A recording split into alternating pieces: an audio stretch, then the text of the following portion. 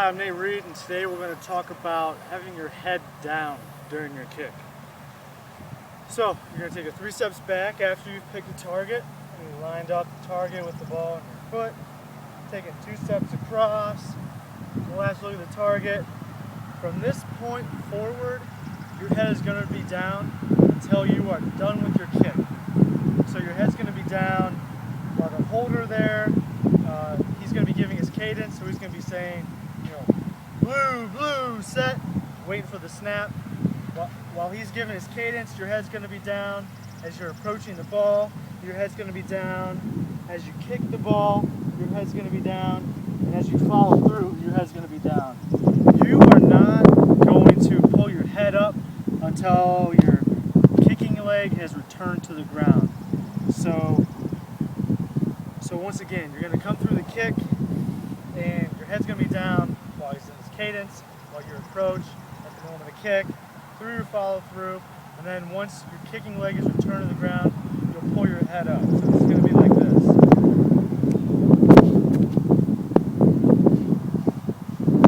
One more time. Head is all the way down until my kicking leg has come back.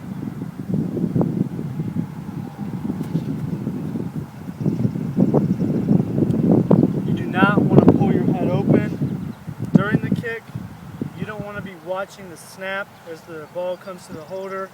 That's not your job. Your job is to kick the football. You don't need to worry about the ball getting to the snapper.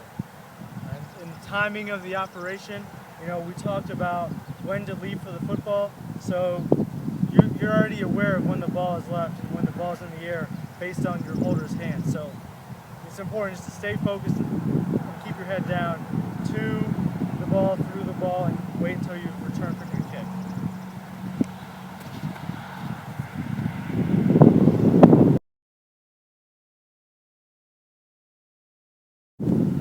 Alright, the biggest reason why it's important to keep your head down is because your head, keeping it down, helps your body remain square and helps your body remain to be on path with your target. So if my head is down, it's going to be hard for me to come across and open up. If my head's down looking at the ball, I can only go so far.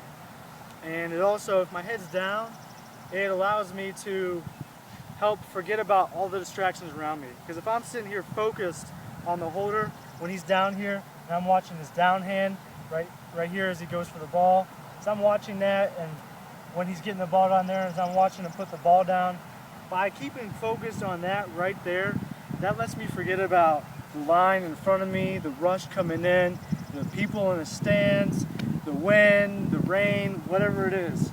Keeping my head down just narrows that in and just gives you that mindset that, hey, the ball is right here. My sole purpose is to kick this ball through the uprights. And by just focusing on that, you're clear of all the distractions around you. And also, as I mentioned, by focusing on the ball, keeping your head down, your body is going to be square. Because watch this, what happens.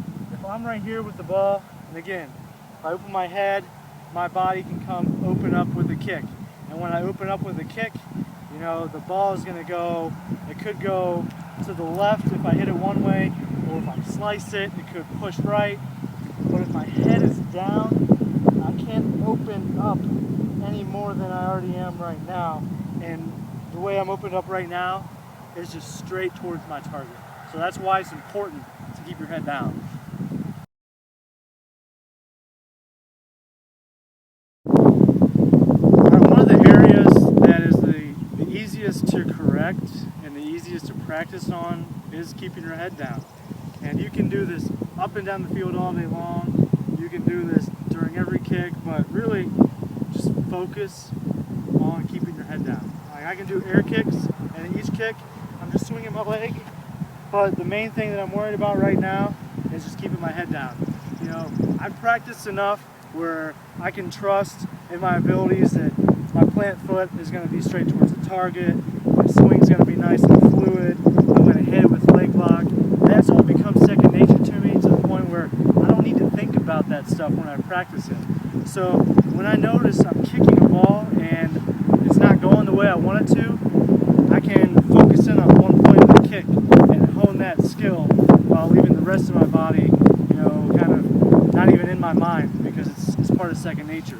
So when you're a young kicker and you're trying to build your skills, just remember, every kick you make or every kick you do, don't focus on 10 different things. Don't focus, all right, this kick, I'm keeping my plant foot forward and a good fluid swing and a legs lock and a head down.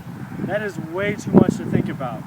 But you just want to focus on one area at a time. And the easiest thing to do is just your head. So all it is just do leg swings and just keep on focusing that your head's going to be down during the whole entire time. Just do leg swing after leg swing. Head down, don't bring it up until your kicking leg has come back to the ground. Leg swing and come back up. That's it. That's all you got to do is just focus. By keeping your head down through the kick, this ensures that you have a straight follow-through towards your target. Furthermore, as your head is down, you'll want to stay focused on the ball and watch your foot hit that sweet spot. And during a kick, it's very easy to lose focus, as there are many distractions around us that would easily cause us to want to bring our head up. There could be a rush, like I said, all the elements of the wind and the rain and everything. And we might instinctively want to watch our ball fly through the uprights, or if we didn't kick it right, watch our ball fly outside the uprights. But if we pull our head to do this, our follow-through will suffer when we miss the kick. In life, we need to keep our heads down and remain focused on living a life for Christ. We need to keep our heads down and remain focused on living the life that God has intended us to. There are plenty of distractions around us that may cause us to lift our heads. We might have problems with our job, we might have problems with our friends, we may have trouble paying bills or buying things we need or want. We may have a lot of things to do and feel like there's always just too busy. Regardless, we can't let these distractions cause us to lift our heads and focus on living a life without Christ. We can't alter the reasons for our actions based on any unfavorable circumstance we may be in.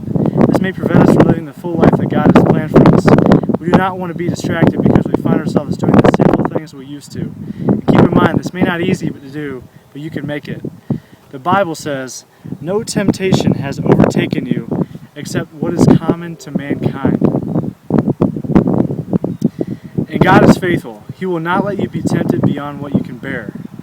But when you are tempted, He will also provide a way out so you can endure it.